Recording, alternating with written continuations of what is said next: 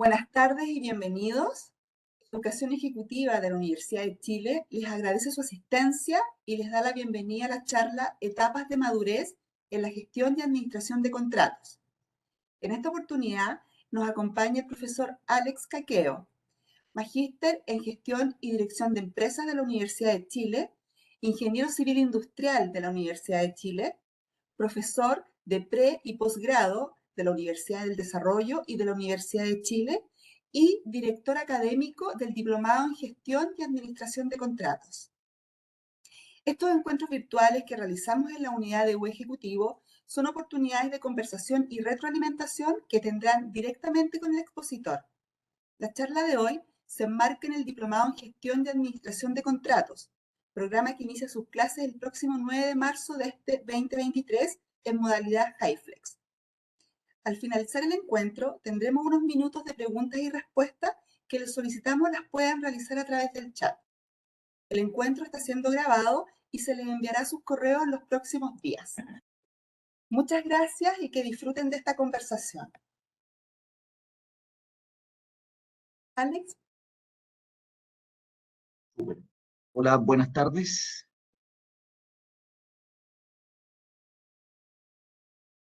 Ok, el título de esta conversación está relacionado con las etapas de madurez en la gestión y administración de contratos. Pero para dar un contexto de lo que queremos hablar, hay que circunscribirnos a la generación de los servicios. Y eso tiene que ver con la externalización. Un 90% de las empresas en Chile han recurrido alguna vez a alguna fórmula de externalización.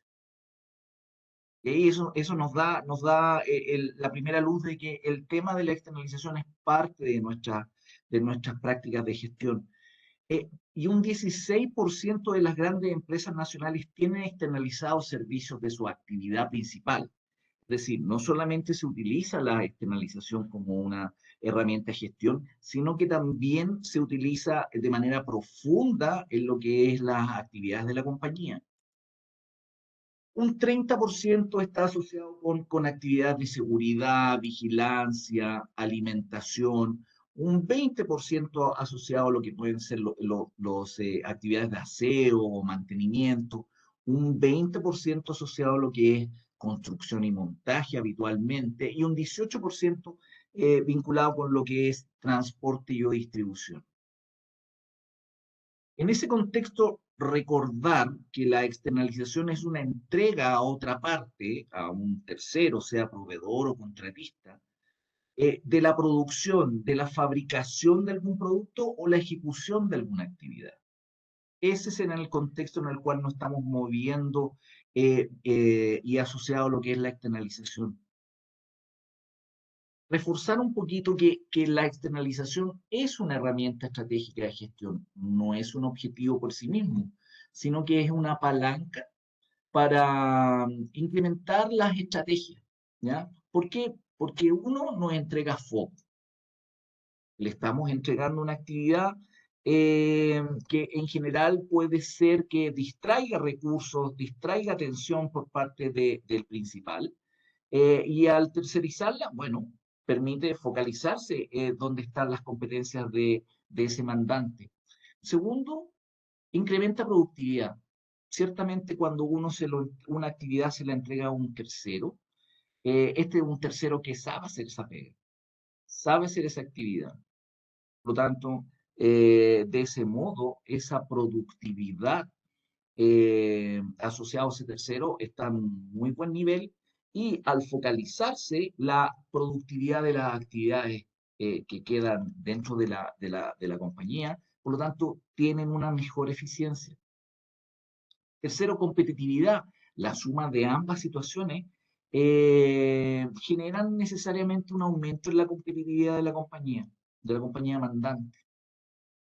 Experiencia, ciertamente el subcontratar o el contratar en un tercero que es experto, el mandante o el principal se está ahorrando una curva de aprendizaje que en algunos casos puede ser muchos, muchos años, ¿ya? Y nada más que a través de una tarifa y una condición de calidad adquiere ese know-how. Flexibilidad, pero por supuesto, en el origen la externalización se basaba en obtener flexibilidad, flexibilidad en ciertas instancias. Por ejemplo, hay industrias que tienen un mayor volumen de actividad en ciertas fechas del año, por lo tanto, a través de sus propias dotaciones era bastante difícil poder eh, absorber esa necesidad y por lo tanto se recurre a un tercero. ¿Ya?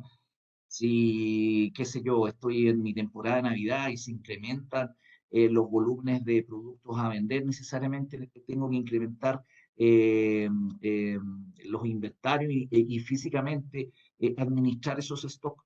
Por lo tanto, no me conviene tener bodegas y tener equipos de administración de esas bodegas solamente para ese periodo. Mejor recurrir a un tercero quien nos puede entregar y nos puede cubrir esa necesidad.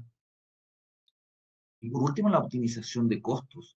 Necesariamente, eh, el tercero, al ser un experto, al tener muchas horas de vuelo en esta actividad, va a entregar una propuesta eh, que es atractiva y que es competitiva a nivel del mercado.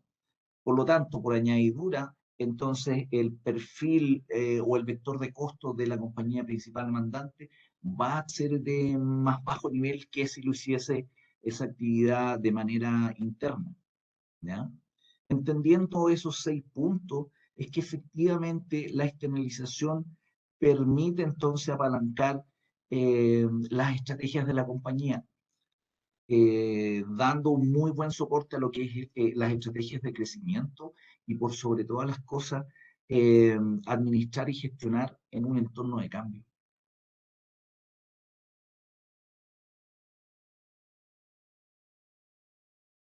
Sin embargo, y esto es esencial en la definición de las estructuras operacionales, eh, o qué proceso externalizar u otros procesos, es que efectivamente la externalización es propio de cada compañía. Se hace cargo, por lo tanto, de responder a las estrategias que son inherentes a cada compañía. En una misma industria, compañías que están en el mismo segmento, eh, no necesariamente llegan a una configuración de actividades externalizadas iguales, porque tienen distintos objetivos, distintos énfasis, en la práctica distintas estrategias.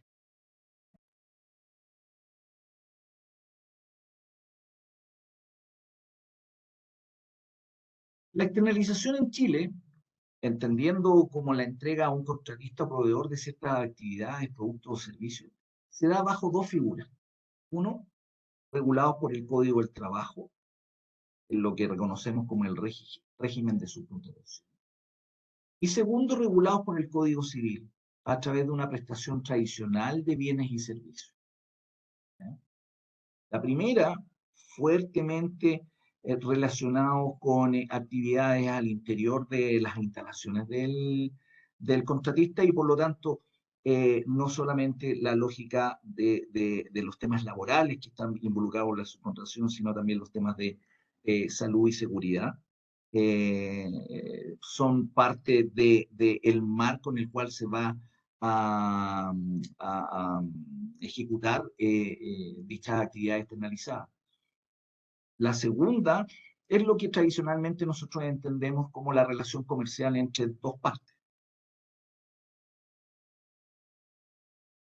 Dentro de las debilidades de las externalizaciones, o mirándolo desde un punto de vista del vaso medio lleno, hay probabilidades de desviaciones en sus resultados presupuestarios. ¿Ya? En algunos casos pueden ser muy altas estas desviaciones. En algunos casos hay una nula visibilidad del comportamiento del contrato. Y en otras situaciones puede haber una alta conflictividad contractual. Esa es una realidad. Y eso es lo que nos ha llevado a intensificar en obtener mejores prácticas en lo que es la administración propiamente tal de los contratos. ¿Ya? Una cosa es hacernos cargo de la externalización y las bondades de la externalización, y otra cosa muy difícil es capturar esos beneficios prometidos. o comprometido. De ahí el desafío que tiene la administración de contratos, la gestión de la ejecución de esos contratos. Para ello nosotros proponemos un enfoque no necesariamente secuencial, pero es una manera de mirar cuáles son las etapas y cómo abordarlas en el contexto de la contratación de servicios, ¿ya? Para ello se propone un ciclo de vida que tiene 6 etapas, ¿ya? Estrategia, selección, negociación y diseño de contrato, una transición, la gestión de relaciones y el control de desempeño y la evaluación. Cuando hablamos de estrategia, tiene que ver fundamentalmente con las actividades donde se desarrollan estos principios y lineamientos principales para la forma de contratar de las actividades de la compañía. Cuando estamos hablando de selección, corresponde al proceso mediante el cual se eligen a los contratistas que mejor calcen con los requerimientos.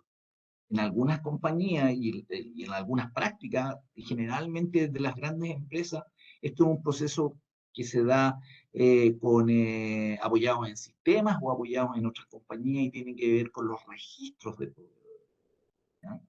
Y un paso más adelante en términos de segmentar los proveedores, ¿ya? En algunos otros casos, esta selección se da caso a caso a través de los distintos procesos de contratación. En la etapa asociada a negociación y diseño de contrato abarca el proceso de diseño del contrato propiamente tal, basado en un entendimiento de la lógica del negocio, es decir, en el contexto en el cual va a ser desarrollado, con los desafíos de ese proceso madre, por decirlo de algún modo, y del nivel requerido de servicio, ¿ya? En la práctica, en algunos casos, la selección y negociación y diseño de contrato es parte del mismo proceso de lo que reconocemos como salir al mercado. ¿Okay? En otros casos, se permite cierta flexibilidad y no necesariamente hay que ir en una búsqueda de licitación, sino que pueden ser negociaciones directas, propiamente tal. La etapa de transición corresponde al proceso propiamente tal de transición producto de cambio en la estructura operacional. Cuando hablo de estructura operacional es la arquitectura de proceso en la cual se establece qué procesos son realizados de manera interna, con recursos internos, en algunos casos con personal interno, y aquellas tareas que están externalizadas, ¿ya? A eso es lo que definimos como estructura operacional. Entonces, esta etapa de transición corresponde a ese proceso de cambio que pueden haber por el aparecimiento de nuevos proveedores o que una actividad por primera vez ha sido externalizada, ¿ya? Y por lo tanto, la mayor importancia está en cautelar la continuidad de marcha operacional bajo el contexto de la cultura organizacional, ¿ya? Administrar lo que puedan ser ciertos dolores de cabeza en la introducción de estas cosas nuevas. La gestión de relaciones y control de desempeño ya fundamentalmente estamos asociados o relacionados con cuando la actividad se está entregando, el servicio está ejecutando. Y su principal objetivo considera la búsqueda del alineamiento en la relación con los contratistas y los mecanismos para el control de su desempeño. Muchos de ellos no se definen allí, están establecidos en el proceso del diseño del contrato y por lo tanto en esta etapa tiene que ver con la supervisión y ciertamente, dado que los contratos o los negocios no necesariamente están escritos en piedra, aquellas modificaciones que sean necesarias para capturar el valor comprometido. Por último, una etapa de evaluación que comprende este famoso proceso continuo de revisión de aspectos de desempeño y cumplimiento, ¿ya?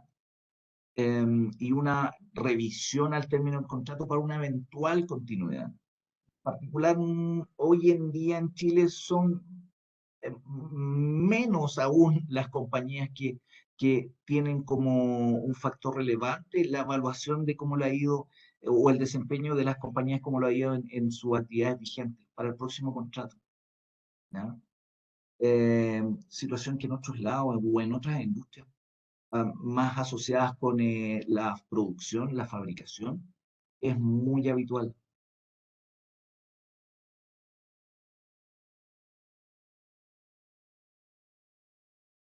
De este modo, el éxito está, o el éxito en la gestión y administración de contratos, está en administrar y entender esta completitud del ciclo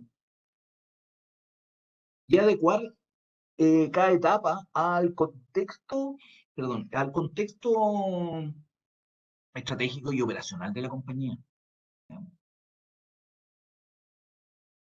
Hoy en día estamos viviendo características especiales en el ambiente que van generando mayor incertidumbre. ¿Ok? Y por lo tanto, las pocas certezas que podíamos tener en la administración de los contratos o en el diseño de los contratos, hay que saber gestionarlas, ¿ya? Dado el contexto en el cual estamos. Y por lo tanto, prestan, eh, no sé si vital, pero una gran importancia temáticas como la gestión de riesgo en los contratos, en la instalación de planes de ejecución para la administración de contratos, los aspectos de productividad en términos de la natural deterioro de los rendimientos en los servicios, ¿ya? La adaptación y flexibilidad a los contextos donde está circunscrito la actividad tercerizada, la relación de los stakeholders, ¿ya?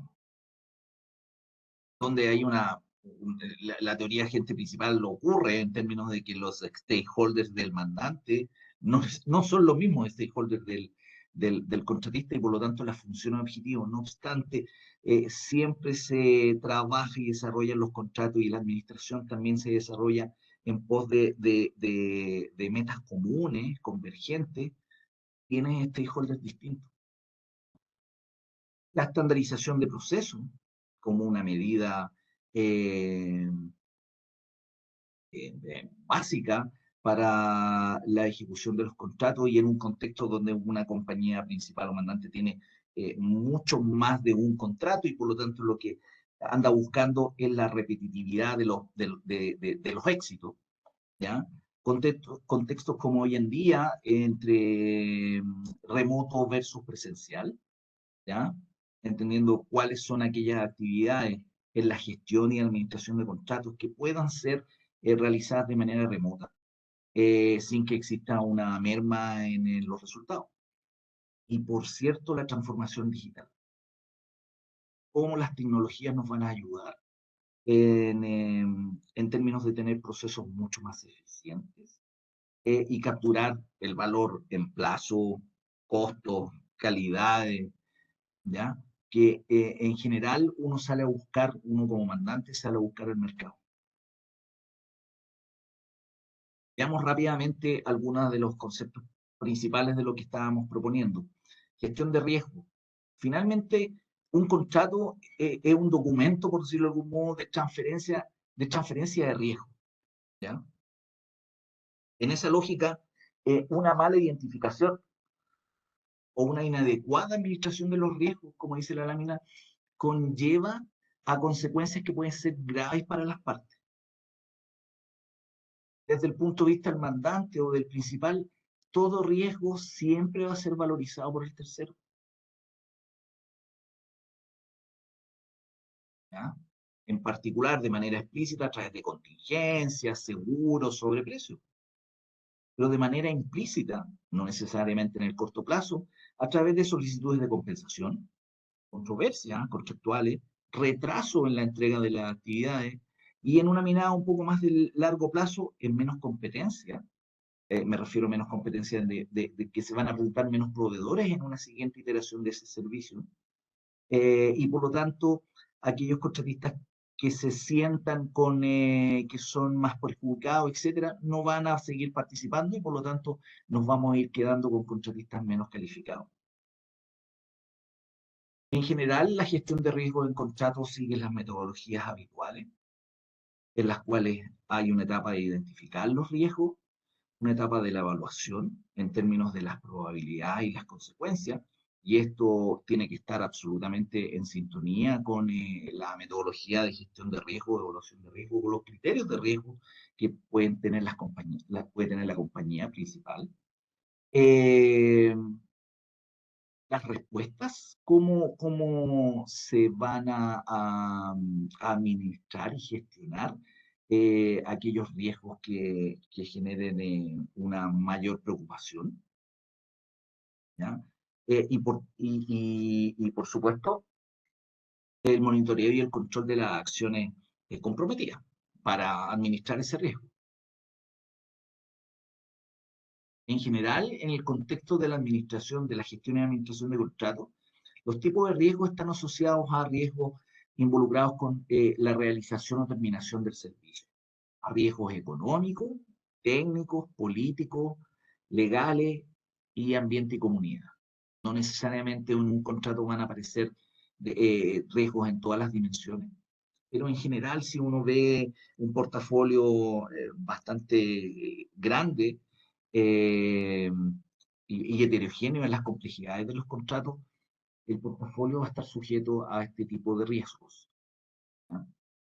Entender que los riesgos, no obstante, nuestro contexto de ideas siempre habla de riesgos como sinónimo a amenazas, también hay riesgos que son oportunidades, ¿no? ¿Cuáles son los tipos de respuesta? A nivel de amenaza, las más habituales tienen que ver con transferir el riesgo, mitigarlo, evitarlo o aceptarlo, ¿ya? Y a nivel de las oportunidades, bueno, o compartir la oportunidad que presenta ciertas acciones, mejorarla, evitarla o explotarlas.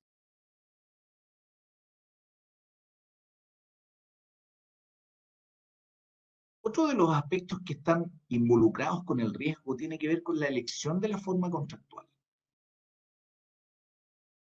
¿ya? Y en general, las tres formas contractuales básicas, las llamadas por precio, por cantidad, por costo, que están relacionadas con suma alzada para el concepto de precio, precios unitarios para aquella forma de contratación por cantidad y los famosos reembolsables cuando estamos hablando de costos, tiene que ver con el grado de definición del encargo.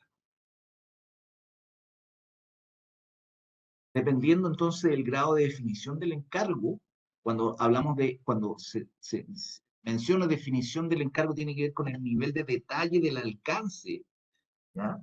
Y el nivel de certidumbre de lo que uno indica vaya a ocurrir, ¿ya? Ese grado de definición del encargo, dependiendo de su nivel, es que la forma contractual es la más idónea, la más adecuada.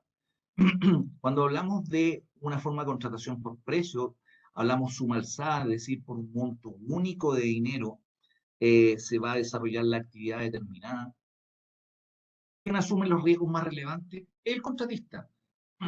Él, sin mayor presión, estableció, en función de la información que le entregó el mandante, un monto por realizar esa actividad.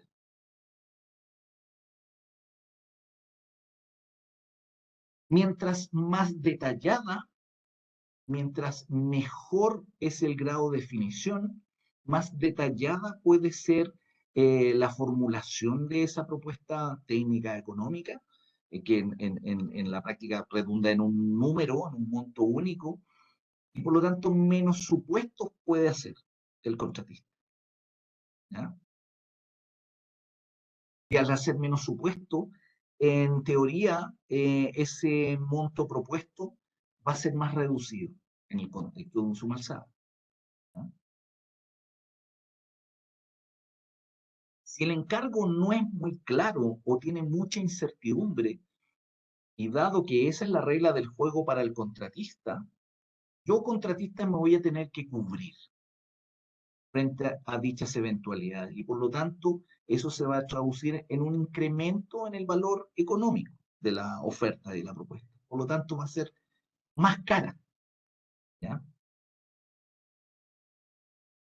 De ahí la importancia de que si efectivamente andamos buscando un valor razonable del monto por la ejecución de ese servicio y no tenemos el grado de definición del encargo muy alto o tenemos una alta probabilidad de variar ese alcance durante el desarrollo del contrato, es que no es preferible un sumarse.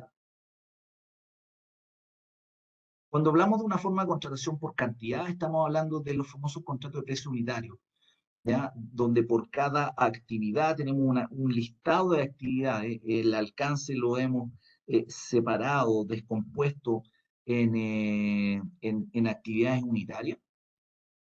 Cada actividad unitaria tiene un precio, ¿ya? Por realizar esa actividad unitaria hay un precio. En general, las cantidades de esas actividades o de esos esfuerzos relacionados los entrega el mandante. ¿Ya? Pero entender que en general en este tipo de proceso, frente a este tipo de contrato, esas cantidades son pro forma, por lo tanto no son necesariamente eh, eh, cumplibles a todo evento. ¿Ya? Y ahí hay un riesgo. ¿Quién asume los riesgos más relevantes en esta forma contractual? Ciertamente son ambas partes. Por un lado, por el lado de los precios, va a ser el contratista. Él va a asumir ciertos supuestos de rendimiento, de distribución de recursos, de productividad asociada, ¿ya? Y si los Q finalmente son altos, más bajos que el escenario en el cual se estableció esa tarifa, el riesgo lo va a tener que asumir, las diferencias las asume él. De vuelta, quien asume el riesgo por el lado de las cantidades es el contratista, perdón, es el dueño, el mandante principal, ¿ya? Un efecto transpuesto de lo que conversamos sobre el contratista. Entendiendo esto, es que la verdad es que el grado de definición del encargo o del alcance de este tipo de contrato, si es medio, si efectivamente hay incertidumbre en las cantidades, lo más adecuado es un contrato de precio unitario. Y en general en los servicios generales, esta forma contractual es la más utilizada, ¿ya? Por último, y esto es una forma contractual pura, el reembolsable puro, ¿ya? Donde el tercero efectivamente cobra lo que le costó, ¿ya? En esa lógica, quien asume los riesgos ciertamente es la empresa contratante, ¿ya? Y en qué caso este contrato o esta forma contractual podría ser muy útil en aquellos donde el grado de definición del encargo es bajo y o el costo en alcanzar un mayor grado de definición no compensa el diferencial de lucas, ¿ya? Otra cosa importante en el contexto de la selección del tipo de contratación es según el mercado en el cual uno se enfrenta, ¿ya? En general, cuando uno está, en teoría, frente a una competencia perfecta, no se olviden, alta atomicidad de participantes, con un producto o servicio homogéneo, ¿ya? Que no tiene mayores distinciones entre uno u otro, y donde efectivamente las barreras tanto a la entrada o a la salida son bajas, lo mínimo que se va a obtener es un precio a nivel del costo marginal, ¿ya? Y por lo tanto, eh, si estamos frente a ese escenario de mercado donde tiene características de competencia perfecta, lo que hay que hacer es contratar bajo licitaciones, es decir, manteniendo con un subconjunto de ese mercado que las características que me permiten que el precio que me van a ofertar sea igual al costo marginal no se deterioren. ¿Ya? ¿Qué es lo que sucede? Que normalmente cuando nosotros vamos a licitar, empezamos a generar ciertas especificidades de que en la práctica están yendo en contra de la atomicidad, es decir, ya no nos encontramos con una alta cantidad de oferentes, probablemente las estamos reduciendo, ya no es tan homogéneo el producto o el servicio, sino que le hacemos alguna distinción, y en algunos otros casos les empezamos a generar barreras a la entrada. Oye, 10 años de experiencia en estas actividades, en esta planta. En la práctica no vamos a obtener el costo marginal como precio. vamos a obtener un valor mayor.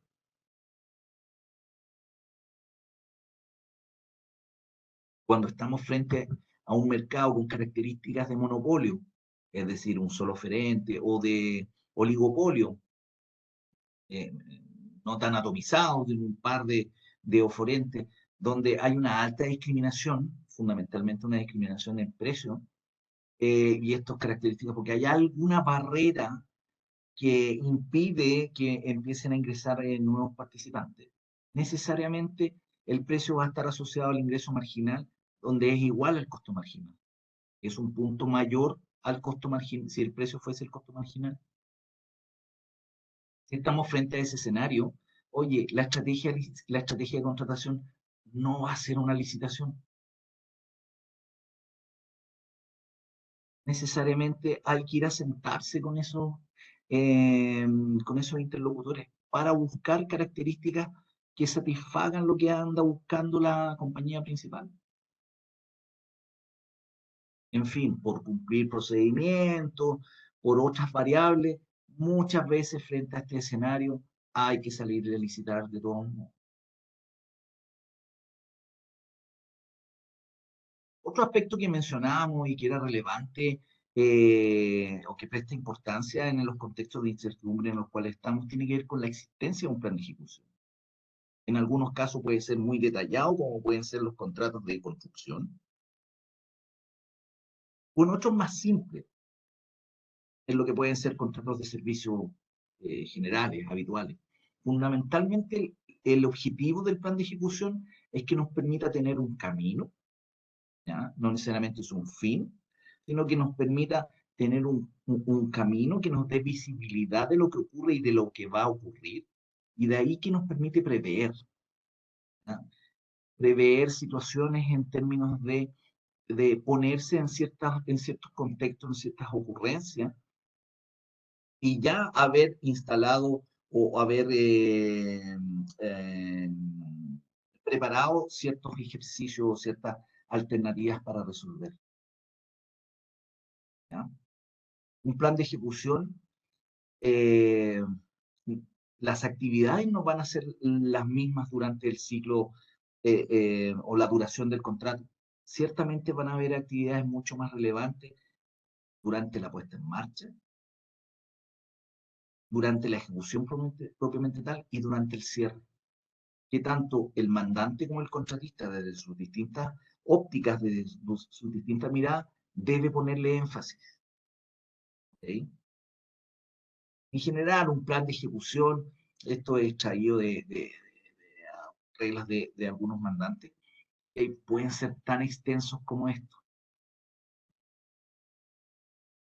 Más que cumplir con un listado de cosas, tiene que ver con el haber hecho las conversaciones de cómo se van a gestionar ciertos aspectos que no necesariamente han estado resueltos en el diseño del contrato. Otra cosa relevante durante la gestión y la administración del contrato tiene que ver con entender de que no van a estar exentos a cambio de los resultados esperados, ¿ya? Y en general, estos cambios se deben a deficiencias del contrato o de la oferta, a incertidumbres dentro del proceso o a deficiencias propiamente tal en la administración, tanto por el lado del mandante como por el lado del contratista o proveedor.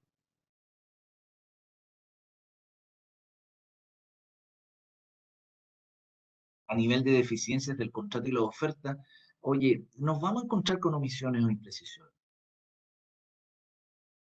Desafortunadamente, la regla es que nos vamos de repente a encontrar con riesgos mal asignados o nos vamos a encontrar con inflexibilidades del contrato. ¿Ah? Nosotros previmos, desde el punto de vista del mandante, previmos una situación, ¿ya? Pero no necesariamente ocurrió. Por tanto, hay que hacer modificaciones. O hay subestimaciones de plazos, de costos o métodos de trabajo.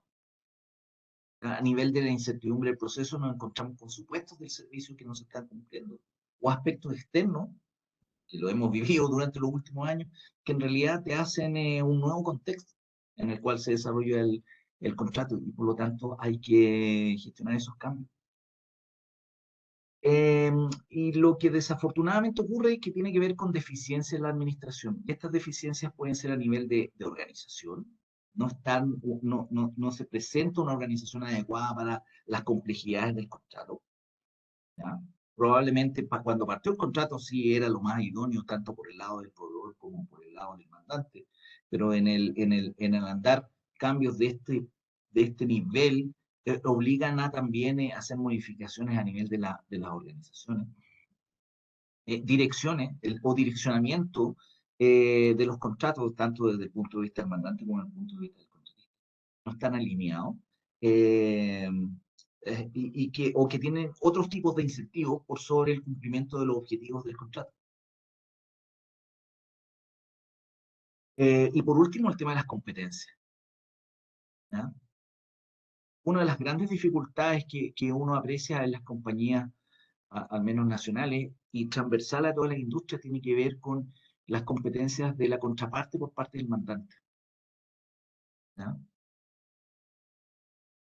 En general no son administradores de contratos, entre comillas, profesionales o con una mayor dedicación de tiempo para la administración de los contratos, ¿ya? Y eso es un tema. ¿Sí? Y en parte eso es lo que nos hacemos cargo como universidad en términos de proponer este tipo de diplomados, ayudar a que esta brecha se vaya cerrando.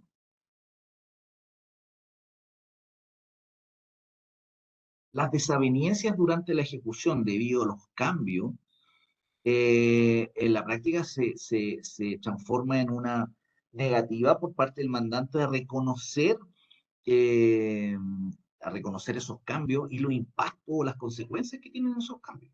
Fundamentalmente tienen que ver con dos grandes aspectos. En algunos casos, plazo y en consecuencia, lucas. ¿Ya?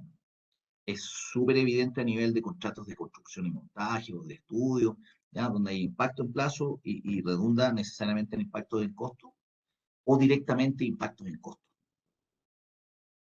como pudiesen ser los otros tipos. Si no somos capaces de resolver, primero entender de que vamos a enfrentar cambios, y si no instalamos un mecanismo para administrarlo, necesariamente nos vamos a encontrar con que estos dos aspectos que aparecen en la lámina tienen un comportamiento o una intensidad distinta. ¿Ya? Y esa intensidad nos van a hacer mucho más difícil gestionar en los contratos. Necesariamente, si no nos resolvemos a tiempo, la hostilidad, el costo y el tiempo de resolución se van a ir incrementando. Mientras más chuteamos la decisión, ciertamente la forma de relacionarse entre las partes va a ser bastante más difícil. ¿Ya? Y en la práctica tiene que ver con que en primera instancia el relacionamiento era a nivel de administrador de contratos, entre la gerencia o las administraciones superiores de las compañías, hasta el punto extremo donde a través de los estudios de abogados, frente a un árbitro o frente a un juez, se resuelve el tema. ¿No? Si se dan cuenta, oye, antes eran dos personas en una mesa de negociación y ahora son equipos de trabajo. Ciertamente hay costos y ciertamente hay tiempo en la resolución de esas desavenencias que necesariamente impactan negativamente el contrato. En el extremo puede ser de que hasta la actividad se vea detenida hasta resolver la desavenencia. ¿Ya? Entendiendo ese escenario, es que el control de la resolución también va bajando. Cuando estamos o la gestión de ese conflicto se va desarrollando entre los administradores de contratos, el control de la resolución está en manos de ellos. Pero si lo llevamos al extremo, al último paso, donde ya un tercero va a resolver, nada que hacer por ambas partes. El control de resolución es muy bajo. Entender esto es que te ayuda o te da los incentivos para generar mecanismos de manejos oportunos de los cambios.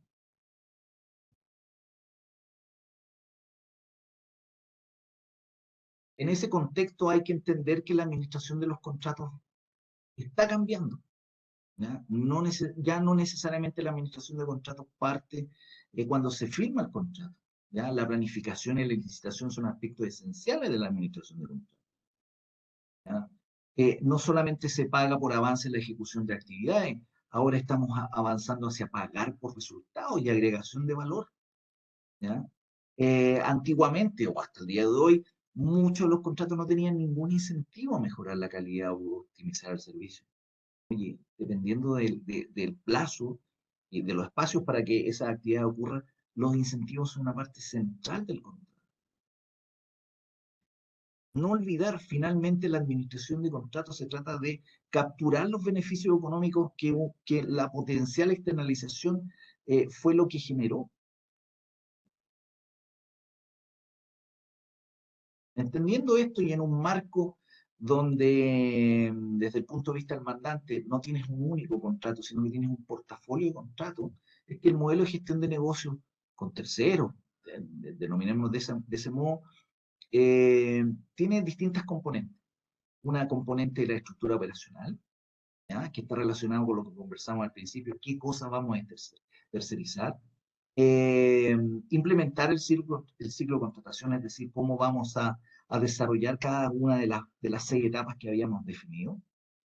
Y el contexto de un sistema de gestión de contratistas, donde está no solamente la administración propiamente tal de cada contrato, sino también en el contexto de que ahora ya tienes un desafío que tiene que ver con el cumplir lo que mencionábamos sobre cómo se daba la externalización en Chile en términos de régimen de subcontratación y relación directa o comercial.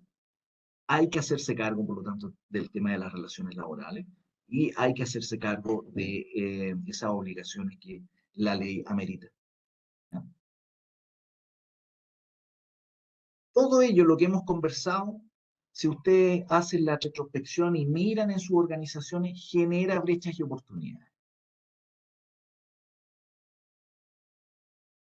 ¿Ok? En ese sentido,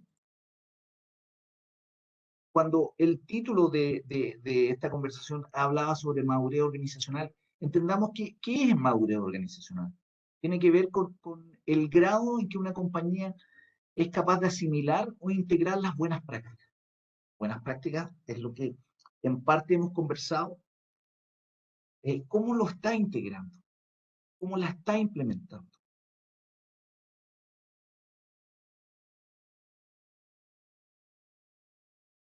En general, cuando hablamos de madurez organizacional, estamos hablando de un modelo. Y ese modelo, en la práctica, es una herramienta para evaluar y mejorar todas las componentes asociadas, habilidades, capacidades y competencias. ¿Ok? Pero además es un modelo conceptual que consiste en una secuencia de niveles de madurez discretos, de niveles discretos, para una clase de proceso, en particular para las 6 etapas que estamos mencionando, y que debe representar ese camino que es evolutivo, que es incremental, deseado o esperado. En general, cuando uno aplica estos modelos de madurez organizacional, y en particular en la gestión y administración de contratos, las variables principales que van a determinar este nivel de madurez están asociados a la sistematización y estructuración de la tarea, cuán sistematizado o estructuradas están las actividades, cuál es el balance tecnológico que existe en términos de actividades transaccionales, la intensidad de la tecnología en actividades transaccionales y de apoyo, y por cierto la integración con otros procesos, no necesariamente el proceso de principio a fin que está relacionado con contrato, sino también en el contexto del supply chain completo y para qué estamos hablando, la estrategia operacional completa. ¿Ya? Otra variable principal tiene que ver con la disciplina o adherencia hacia el cumplimiento de los estándares, que tiene que ver con, oye, tenemos una sistematización, pero en la práctica hay personas que cumplen roles en esas tareas, sean de ejecutores, sean de tomadores de decisiones, etcétera. Y por lo tanto, ¿cuál es la adherencia a esa arquitectura que se ha diseñado, ¿ya? Y por sobre todas las cosas, que se cumplan los estándares, los compromisos y las metas que están relacionadas, ¿ya? La repetitividad tiene que ver con el nivel que está involucrado con la disciplina de sistematización, eh, el nivel de frecuencia que los éxitos o que las metas son alcanzadas en cada proceso. ¿Ya? Que esto siempre en el contexto de una empresa con un portafolio de contratos, no con un único contrato.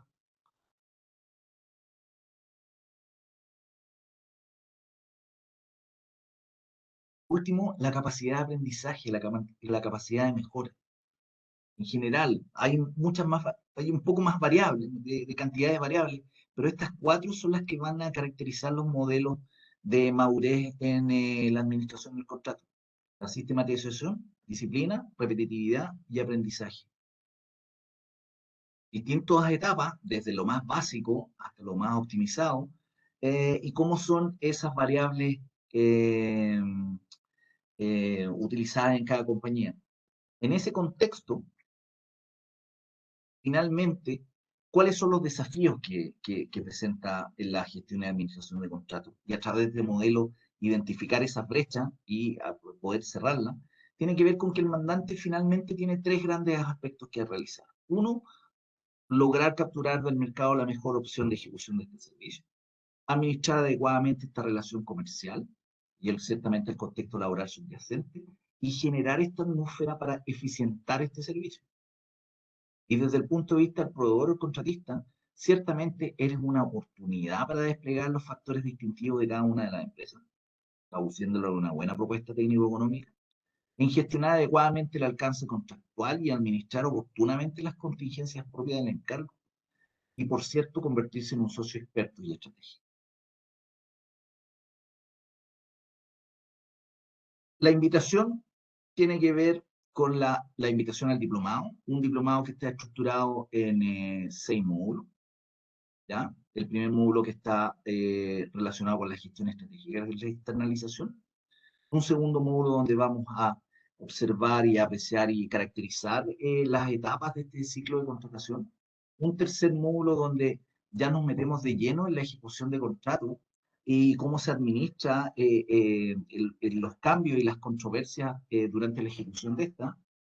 Un módulo 4 asociado con el marco normativo en términos de la regulación de la subcontratación y aspectos de seguridad y salud ocupacional.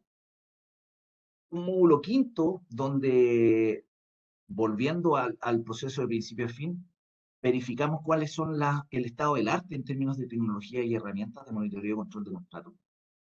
Y un último módulo de negociación y habilidades blandas necesarias para el administrador del contrato. Transversalmente hay el desarrollo de un trabajo de grupo en el cual la presentación final se hace en el último módulo. ¿Ya? Esta característica del trabajo grupal tiene que ver con una apropiación inmediata de los conocimientos de cada módulo, a través de trabajos concretos y reales de desafíos de su organización en el contexto de los contratos. ¿Okay? Eso es.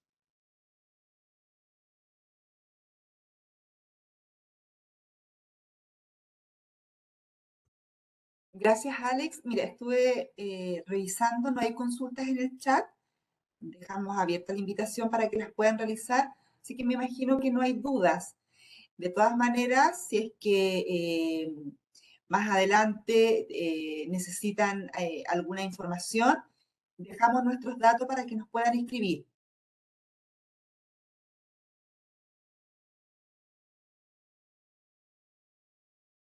No, no hay consulta.